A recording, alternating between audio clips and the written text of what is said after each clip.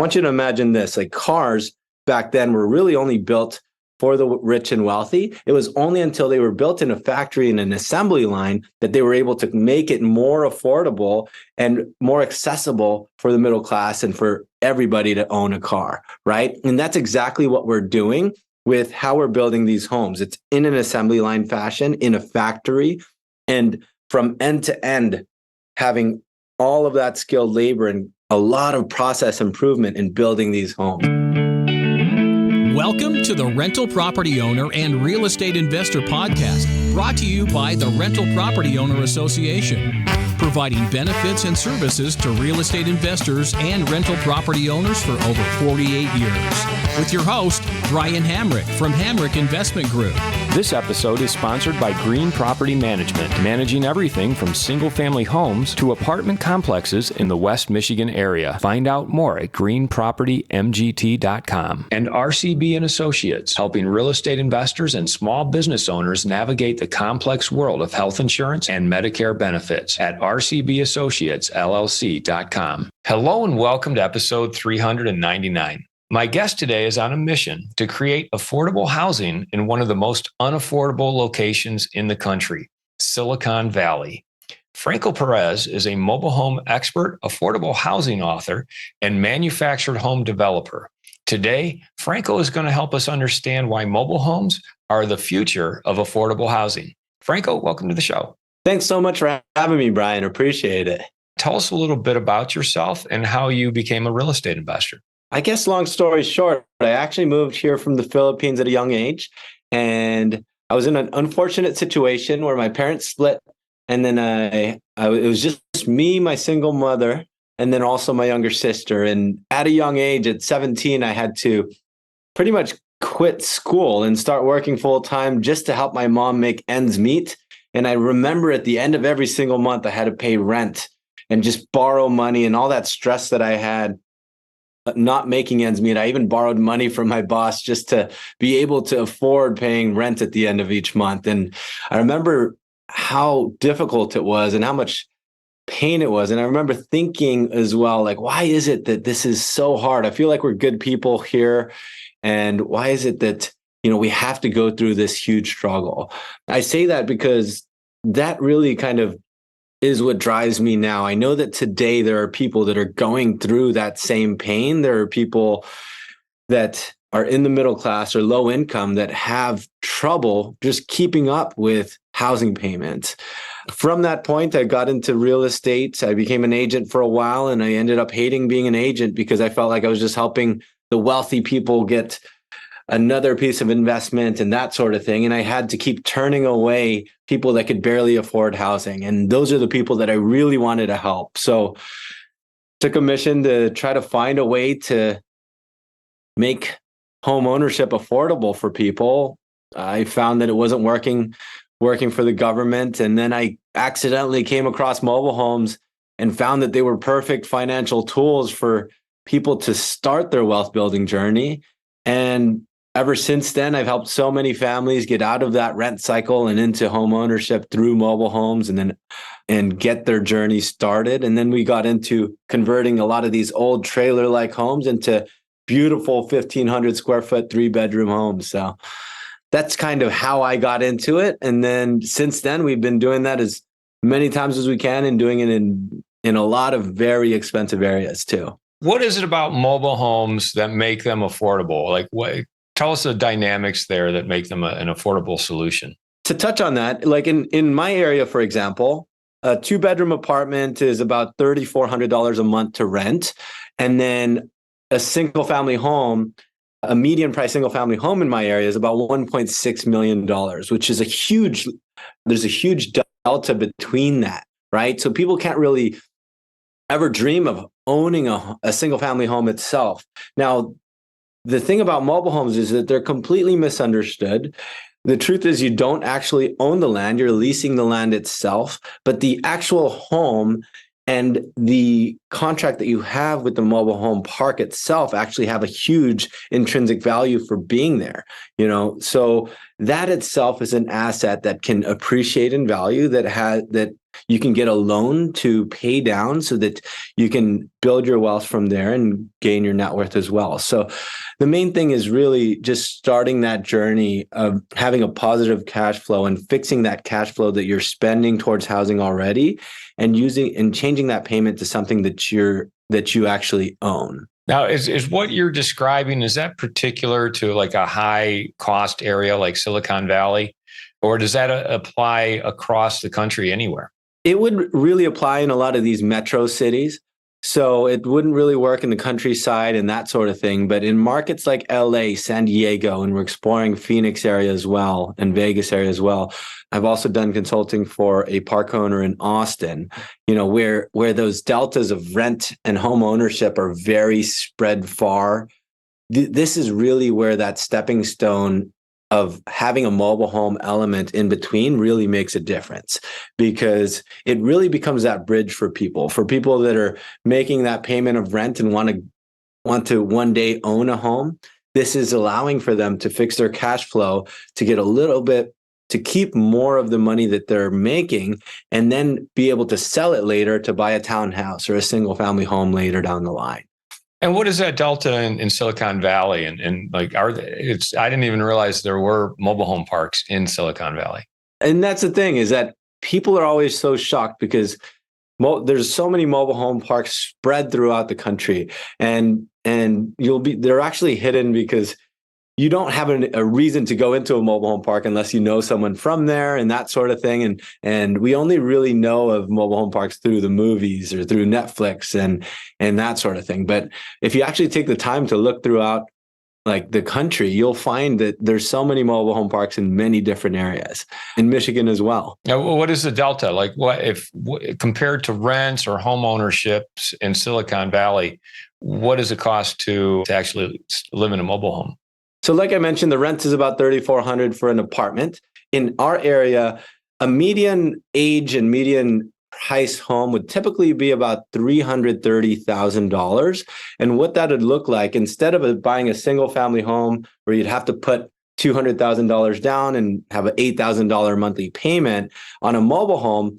So if they're purchasing a $330,000 home, they'll essentially have to put about $35,000 down, and their total payment would be about $3,600. So about $1,000 a month on the space rent itself, and then about $2,600 a month on the mortgage for the mobile home itself, right? So it's just a little bit more than what you would be paying for rent.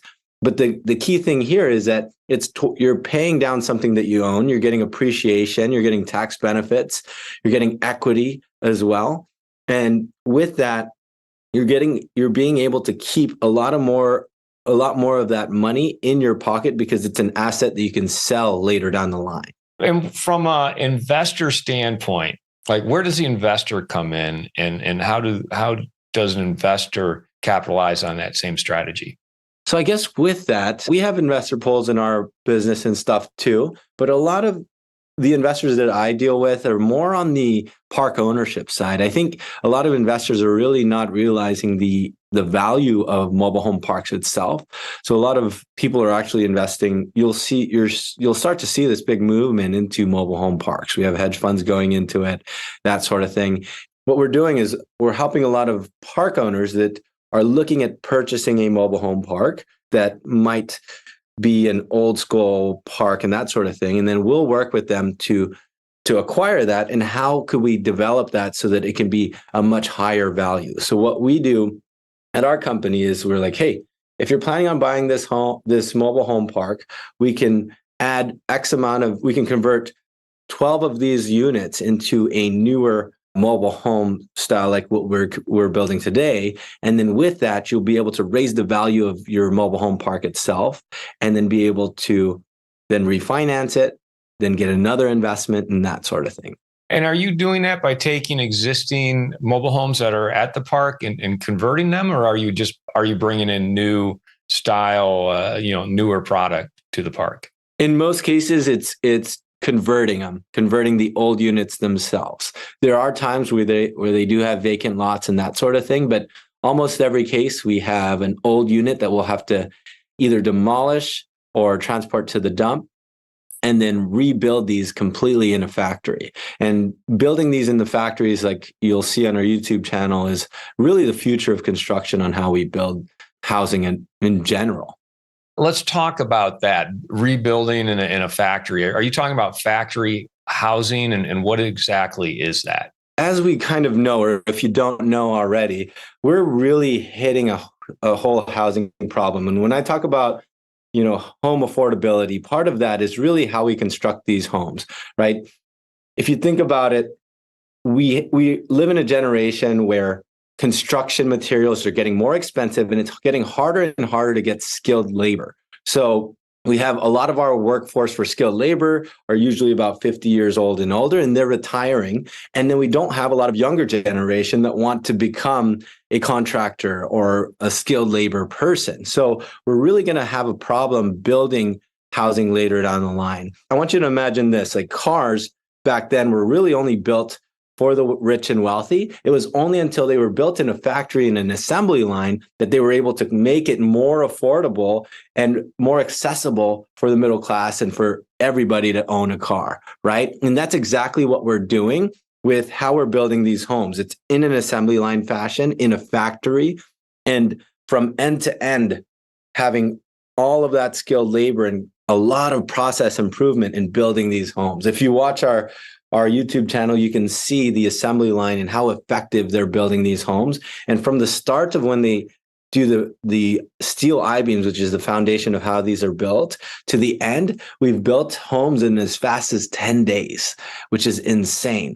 But yes, so we need to have more innovative and disruptive ways of how we build construction, because keeping home construction affordable is key to keeping home ownership affordable as well. When you build these factory-built homes, are they technically mobile homes, or are they more like tiny homes or small homes that become an improvement on the property and are taxed that way? So they aren't tiny homes. One of the perks is we do classify them as a mobile home. So they are built on steel I-beams, and some people call them also manufactured homes. So they do end up at the end on steel I-beams, and then we do put temporary axles and wheels on them at the end of when they're produced, and then we'll deliver them on site. Well, I guess if you look at it from the way they're taxed, because I live in Michigan, so I'm somewhat familiar with mobile homes and how they're taxed. They're almost taxed as vehicles as opposed to improved property where you're going to pay real property tax. Is it the same way in other parts of the country as well? So when we're talking in the mobile home parks, yes, so they get taxed on a similar rate of property tax, but it actually isn't classified as property tax. So because you don't own the land, you're not paying a huge tax on including the real estate itself, but you are paying that property tax on the home itself. It's kind of complicated, but each state does it very differently. But one of the perks is that in our area, for example, in California, you're paying property tax on a $300,000 asset and not a $1.6 million asset, right? Which could be about $12,000 to $13,000 a year.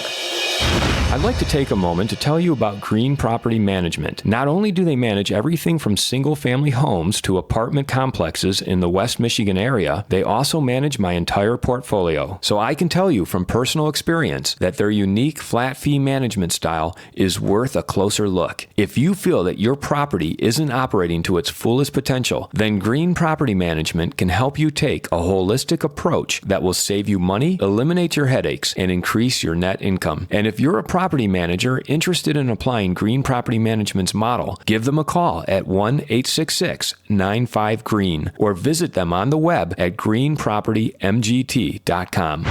If you're thinking of leaving your W-2 job and becoming a full-time real estate investor, one of the greatest costs you must consider is healthcare for you and your family. When I made this transition myself, I found the whole healthcare insurance process to be confusing and frustrating. That's why I'm glad I met Chad Creasy at RCB Associates. Chad is a professional health insurance agent who helps real estate investors and small business owners understand and choose their best healthcare options. And best of all, his services are covered by the insurance company and won't cost you a dime. If you live in Michigan and are expecting a change in your healthcare insurance coverage for any reason, or losing employer coverage or transitioning into Medicare, then you owe it to yourself to contact Chad Creasy at RCB Associates LLC.com.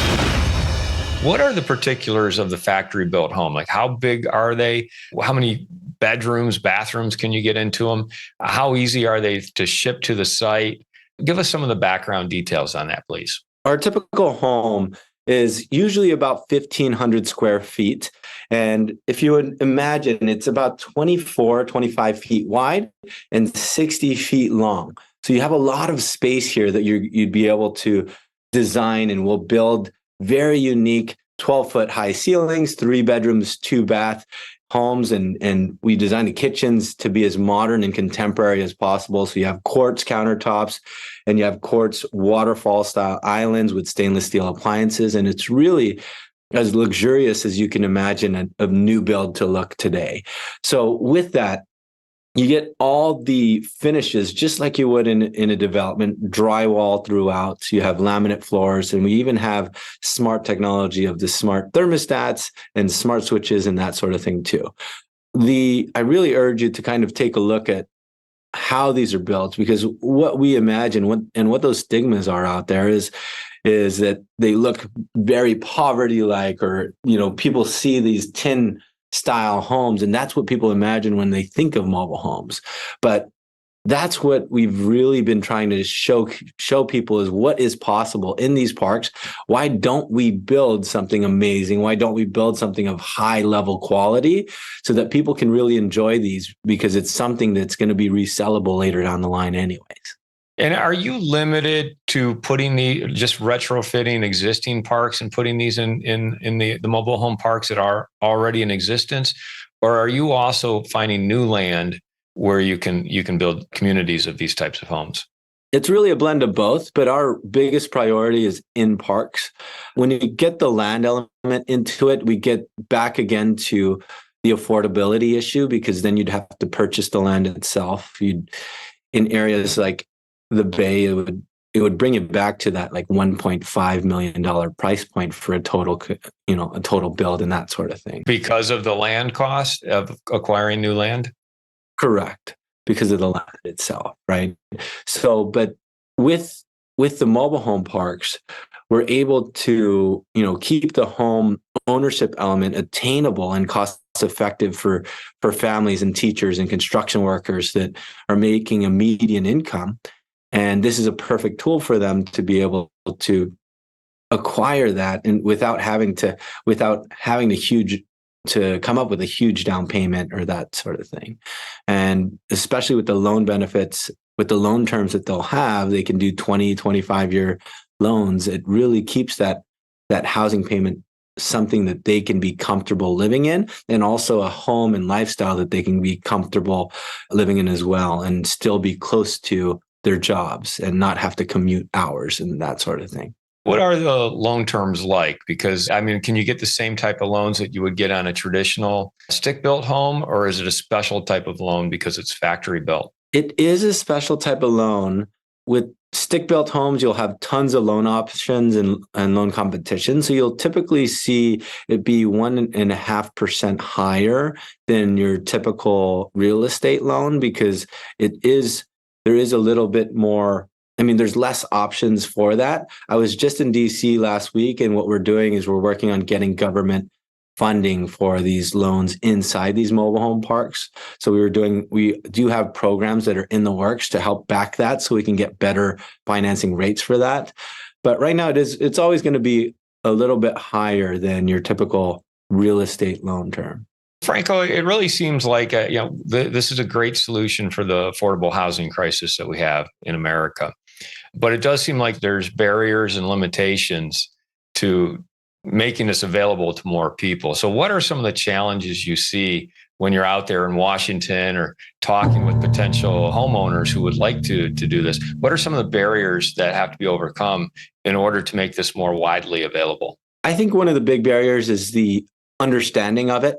We have all these stigmas, and that's personally why I'm so passionate about pushing out all these YouTube chat videos and that sort of thing, is that people feel like mobile home parks are bringing in criminals or low quality people, where just like in apartments, there's bad quality apartments and then there's really great luxurious apartments. We have to understand that these mobile home parks are spread throughout our country, and they're land that's already there, and we can optimize it and build that out. And it should be seen as a great housing option for people. So that's one thing, because we do face some bad stigmas.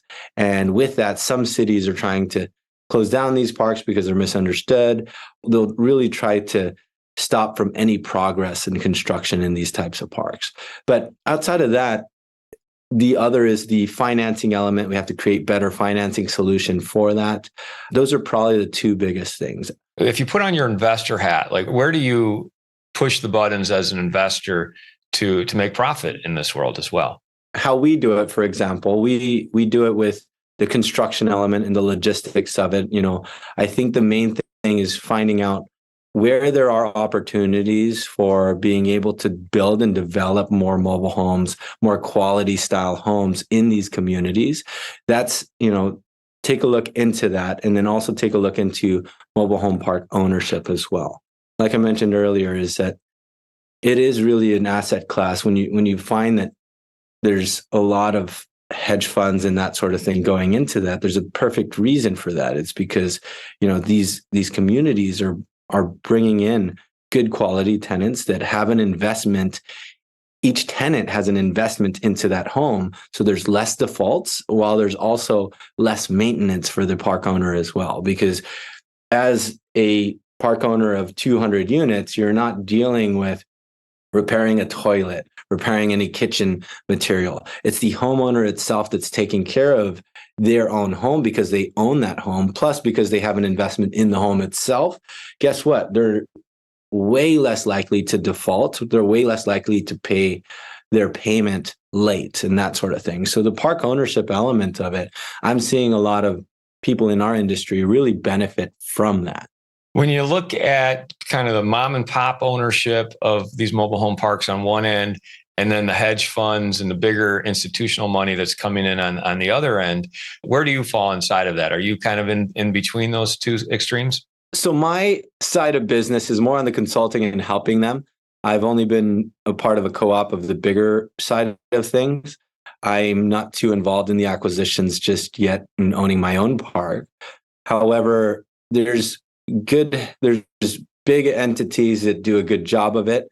And then there's mom and pop park owners that I work with regularly, and they're very satisfied with us helping convert a lot of their old homes into new ones and raising the values for their parks. But most of the park owners that we deal with own about 3 to 5 parks. But I do have park owners that are also part of those hedge funds as well. And when you look at the mom and pops and the hedge funds, what are they getting right? And what are they maybe getting wrong from your perspective? One of the big things that they're doing right is really beautifying and doing a lot of value add in their communities itself. What I find that they're doing wrong is sometimes in certain areas, they think that they can buy these, spike up the rent, and then just be able to get a ton of value that way. Whereas we have park owners that will buy these communities, they'll add amenities like playgrounds, swimming pools, spas, gyms, that sort of thing. And then, they'll end up really beautifying these parks and raising the value that way. So I work with a park owner itself that's doing that and taking these parks on and beautifying it and finding ways to add more units into their parks. That's a big strategy that we're helping park owners raise the value of their parks right now. Tell us what your favorite hack or app is. My favorite hack would probably be trusting people. I think it took me a long time to trust team members or have business partners and have my team members take over and really build out solutions on our team. I think my biggest hack is really being good at hiring and being good at training and working with people that I can trust.